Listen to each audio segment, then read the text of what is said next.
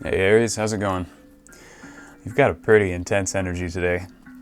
When I was meditating on your energy, I just saw this like black metal helmet, like something a knight would wear in the medieval era. Only this was not something you would see in the real world. It was like made with this really thick, heavy black metal, and it had like a face grate, like a face plate on it with a grate in the mouth, and these sort of big, almost wing-shaped things coming off the back. But it felt alive. It felt like there might have been someone wearing it. I don't know, but it felt like there was this living energy in it. And it was radiating this red and black energy just coming out of it, kind of like a halo sort of a thing. Like imagine if you put your thumb up to the sun and then you can kind of see the lines of energy or sun rays coming off, but they're red and black. And it didn't feel sinister or menacing or anything like that. It felt fine. It felt like I wasn't afraid of it or anything. It was kind of cool actually. Just very, very intense and very, very like dense, like strong. Like there's this really immense, almost invincible strength to it. Like no one could shove this thing over or hit it. Like nothing would happen to it. I don't know, it was just this really, really strong, dense, stable energy. It was pretty interesting. Then I pulled an I Ching hexagram for you, and we got hexagram 17, sui, or following, with a changing line, that first line down there. So following changes to bringing together, hexagram 45. Now this following, I sometimes call this hexagram the flow. Follow, flow, go with the flow, right? This is the go with the flow hexagram. But in your case, it's not totally going with the flow because you have that first line which is changing. And in this hexagram, that first line is actually the so-called host of the gua, the host of the hexagram. Normally it's the fifth line, occasionally it's the second line, very, very rarely is it the first line. And this is an interesting interesting place to be in this because that first line becomes the leader. So here we have the hexagram of following, which is about going with the flow and following others or following what is correct. But in doing so, you become the leader or you are recognized as the natural leader. So for example, if you want to lead, if there's a goal in your life where you ought to be the leader, you need to or want to be the leader, first you need to learn how to follow. You need to learn how to be led. That way you understand what it's like to be led, so that those who will follow you in the future can relate to you and you can relate to them and you understand each other. It could also be like following those who came before. Maybe there's some ancient philosophers or saints or sages or great leaders or just cool, interesting, wise people. I read plenty of ancient books, and the wisdom in those books from those people is still relevant today and will likely always be relevant. And in my own life, I find the more I follow what is correct, what is good, what is useful, what is beneficial, what is wise, what is truthful, the more people follow me. So as long as I'm following what is right, people consider me someone worth following as well. Because I'm a follower, I become a leader. And you're learning that right now, or you're in a place where you can learn that. Now, I think for some of you, there's a lesson in perhaps modesty or humility coming in for you, where there are times when it's appropriate for the strong to follow the weak. And when I say weak, I kind of mean perhaps gentle or meek or something like that, where the strong personality has to defer to the weak personality because perhaps that person, the weak person, quote unquote weak, has some knowledge or wisdom or experience that you perhaps lack or that the strong lacks. And so at this time, it's appropriate to follow the people who have more knowledge, more wisdom, more experience than you, and to learn from them. So having this changing line here at the first line is indicative of asking questions to people who know more than you, following their advice, learning from them, finding people who are very experienced. Like, this is about finding a good teacher or a handful of good teachers and being able to discern who is a good teacher and who is a bad teacher. So this is why you can't just go with the flow like you normally could if you got this hexagram without any changing lines or perhaps a different changing line. You could totally go with the flow, but in this case you can't. You're going with the flow for a purpose. And you need to have a conscious self-awareness within you so that you understand your place within the situation and you don't follow blindly. Because if there's something not worth following, then you shouldn't. So I know that can sound kind of confusing getting this hexagram following, but you might be in a process of weeding out things worth following and things not worth following. And you might find a lot of things that are not worth following, including divinations like this one. You know, use your discernment, use your own self-awareness, and you decide whether what I'm saying is worth following, what other people are saying or doing is worth following, whether their decisions are in line with yours. But at the same time, don't go too extreme with it, because there is still that essence of going with the flow where you probably will have to compromise for the sake of harmony, compromise something, compromise maybe some of your own interests for the sake of maintaining harmony within a larger situation. And that could be fine. I get the feeling that if you do have to compromise some of your own interests, they're not super significant interests. It's something that you can sacrifice or compromise with at this time. For others, I get the idea this is just a temporary thing because you're in this learning phase and you just have to go with the flow, follow the good, follow what's correct for now, compromise whatever you have to compromise in order to do that, in order to have a really good learning experience. And then later on, then you can reintroduce those interests that you originally compromised or sacrificed, go with those again, or maybe you find new, better interests or something. But this could just be a temporary learning experience for you, where you need to kind of just put your own interests aside for now, have some harmony with the group or with this new teacher that you're finding, and just go with it for now for the sake of improving your skills, improving your talents, improving your knowledge base, improving your wisdom, gaining new experiences. This is all about asking questions, gaining experiences, putting your hands in the dirt, doing practical learning activities. And when we're in a state of learning, in a state of being a student, our interests really, unfortunately, are not super important because most of our time is spent improving ourselves and not necessarily being all that productive. We're being inductive, right? And our interests usually come out when we're trying to be productive and doing something in society. And when we're a student, we kind of retreat a little, focus on other things, focus on these new ideas, these new lessons, and our goals are kind of delayed a little bit, but for good reason, because you won't reach those goals unless you develop these new skills or this new knowledge or have this experience. Perhaps you're just gaining a new experience somewhere, and it feels like you might be getting sidetracked, but you'll be grateful for being sidetracked. You'll be grateful for taking this time and going down this road. Maybe you took a turn somewhere and you're like, this is not the road I was walking. Now I have to walk down this road before I can get back onto the road I was walking. But you'll be glad. You'll find something really interesting down there on that road that you're following now. You'll be like, oh, wow, I'm really glad I got sidetracked. Like, that was a worthwhile experience. So just keep an open mind, but remember your strength. Don't completely abandon your interests and principles.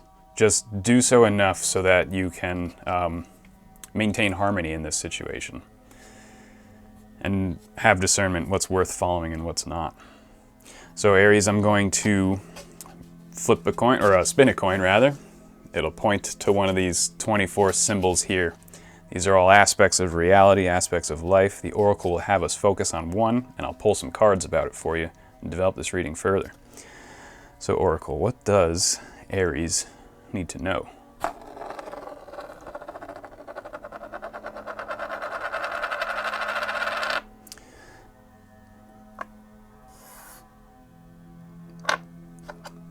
Okay, it is pointing at the symbol of the closed fist, also known as severity. If you study Kabbalah, or the Tree of Life, this would be the same as the so-called left-hand path while climbing the Tree of Life. The left-handed path gets a very bad rap in spiritual circles because it's the path of intensity, of strength.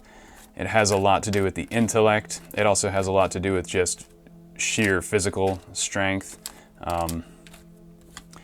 You know, the left-handed path can be seen as selfish sometimes. You know, the left-handed path is like intense yogas and austerity. It's like being really relentless with yourself on your spiritual path. You know, like when you notice a mistake in yourself or you notice a bad habit in yourself, like just breaking that bad habit ruthlessly with yourself. And a lot of people don't like this, especially in the modern West, where it's all about gentleness and being kind to yourself. And that's, of course, important. It has its place and it has its time. But there's a time to sow and a time to reap. There's a time for peace and there is a time for war. And there is a time for mercy and gentleness, and there is a time for strength and severity. You know, like a mother who has a kitchen, she's cooking and she's got these little kids running around, and one of the kids is gonna like knock over the stove and light a fire or something, or burn themselves. Like, you know, that mom is gonna raise her voice. She's gonna lay down the law. She's going to be very, very severe with those children. But it's necessary, so that they don't do that stupid shit. So that's kind of this token here, this closed fist. The way of the closed fist is like just strength, perhaps some, you know, just solidity, some gravity. I mean, it's appropriate with what I saw, that black helmet with the red and black radiating energy, just that strong warrior spirit. So what does Aries need to know about this severity? The following, the itching. All right, what does Aries need to know?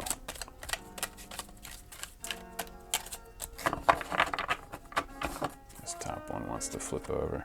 We have the Nine of Cups. This deck is interesting because some of the cards, maybe about a third of them, have these little quotes. Instead of saying Nine of Cups, it says material happiness? Yeah, material happiness. Now this is a Piscean card. If you take note at the bottom, it can show you some of the planetary symbols and astrological and elemental symbols here. So we have a Piscean card, a lunar card, a water card, obviously cups, a Jupiterian card of gift giving, of wealth, of generosity. So there is like this path you're on of following is like leading to your goal. It might feel like a sidetrack, but it by no means is it a sidetrack. It's a valuable experience that is going to lead to your goal, to your ambition. It's going to allow you to really achieve whatever that goal you've set for yourself is.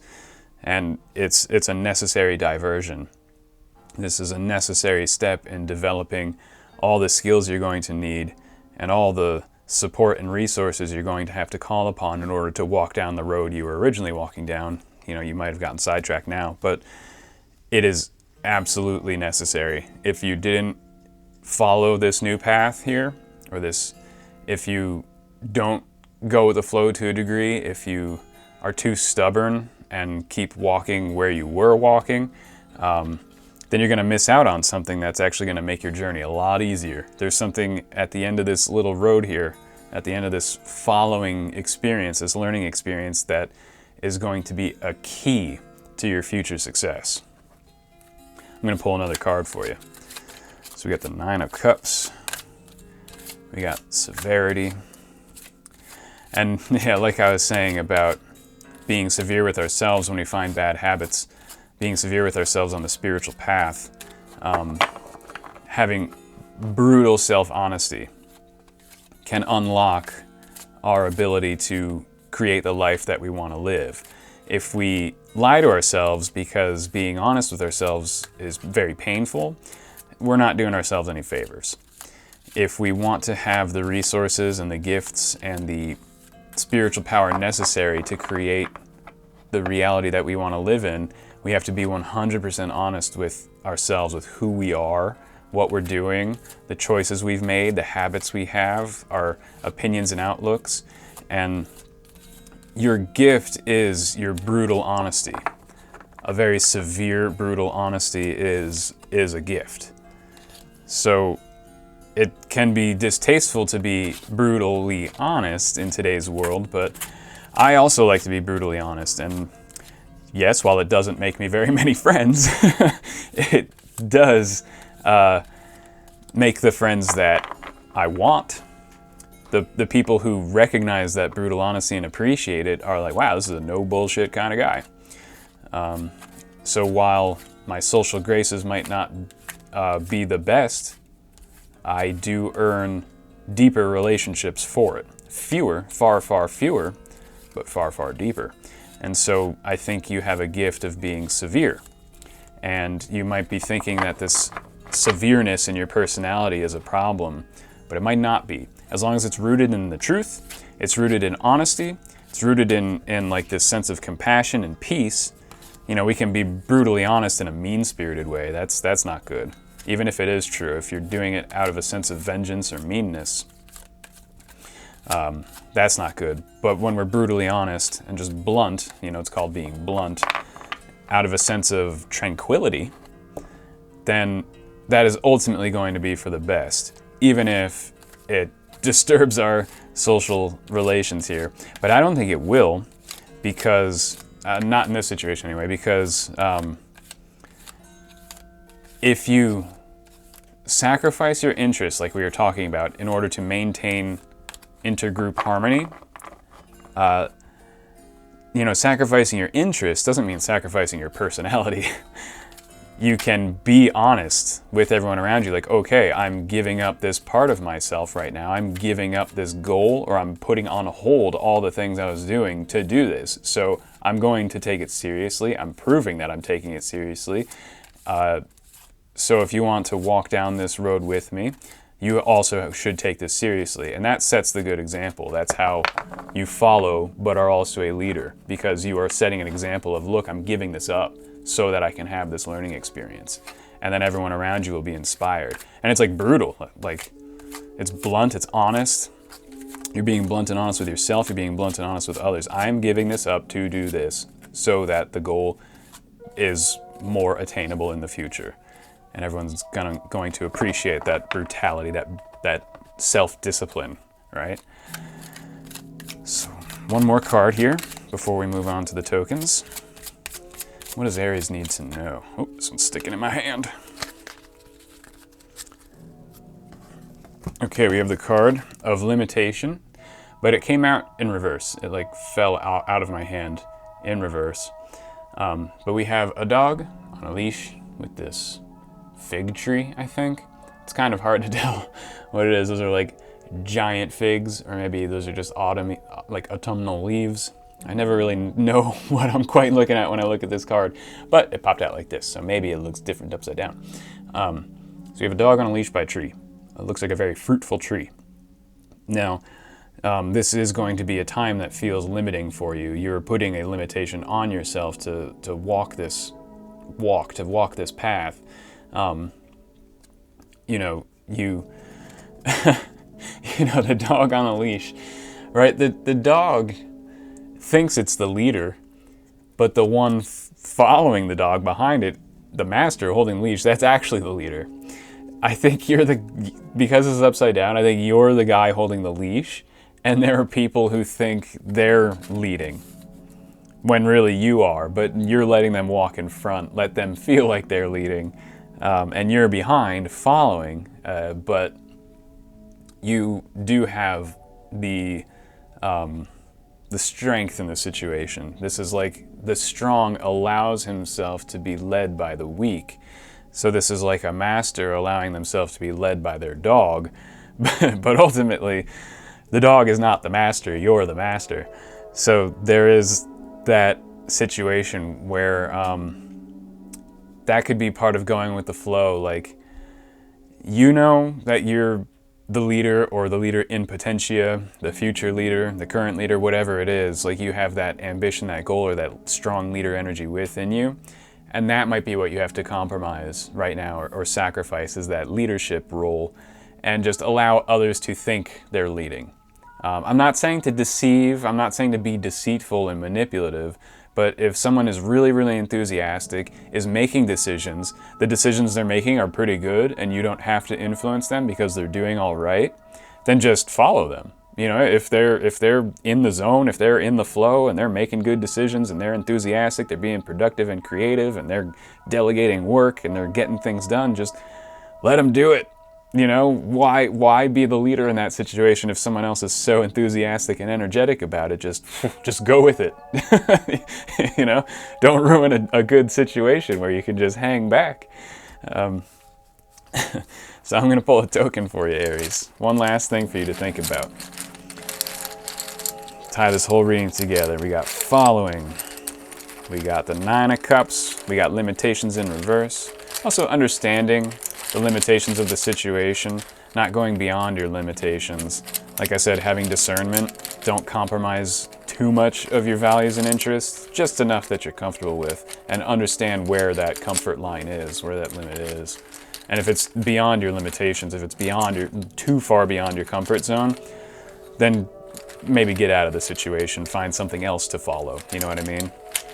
But I think for most of you, it's a pretty chill situation. You just need to be self-aware. One more token for Aries. These two. Okay, we got Pisces and thought. So we have the astrological sign for Pisces and a little thought bubble. This is the aspect of the human being known as thought. You know, we have thoughts, speech, will, and feeling, or thinking, feeling, willing, and speaking. So this is the thinking aspect. So here with Pisces and thought, and the number 12, you're being asked to, like, spiritualize your thinking processes. You're being asked to believe in what you think about, have faith in what you think about, have faith in your mental faculties, your mental acuity.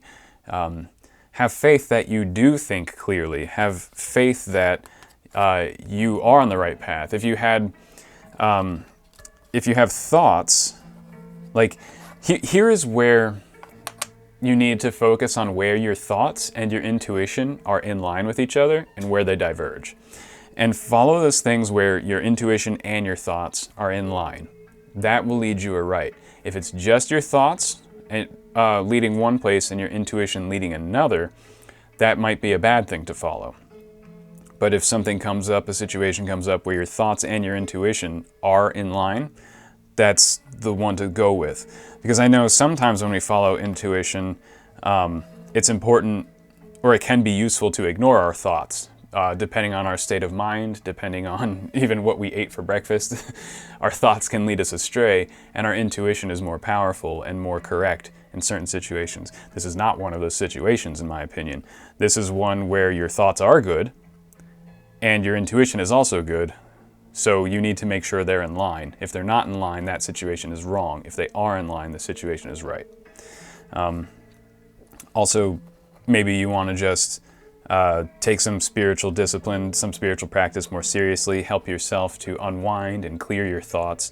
You know, this makes me just think of, like, meditation. The thinking and the Pisces is like, find a good meditation technique, take it seriously for a little while, and that will help you with your discernment in finding out what is worth following and what is not. Spiritualizing your thoughts at this time will show you exactly that. How can I follow? How will these people follow me because of what I'm following? What is right? What is wrong? in these things that I'm choosing to follow or not follow. And when you achieve that equilibrium of mind, that equanimity, and that connection between thought and intuition, then you become a perfect follower, which then becomes a natural leader, and people will just be willing to follow you. Like, that's how you get people to follow you. That's how you get influence for people to follow you, is just by being a very, very, very good follower yourself. And then these followers can relate to you. You're at their level. You're not like above them, lording it over them. You lead them at their level. And, Pisces is like leading at the level. It's, I think it might have been from the Gospel of Thomas. I don't remember exactly, but it was from one of the Nag Hammadi library texts that were found in 1947 and translated in the 90s. One of the books of the New Testament that were hidden away and kept out of the canonical Christian texts. But anyway, there's a quote about how Christ could fly above everybody. He has that spiritual transcendence, and he could fly above everybody, but he doesn't. He chooses to stay with the lowest. And that Piscean energy, that's that sort of Christ, fisher of men type energy. So like, you could lead everybody. You could have the strength to lead and fly above everybody. But at this time, it would be best not to. It would be best to just stay at the level that everybody else is at, to maintain the harmony within the group, and for you to just get a really, really good learning experience. So Aries, I think that's where I'm going to leave it for you today. Thank you so much for hanging out with me. I always appreciate you stopping by. I wish you all the best, and I'll see you next time.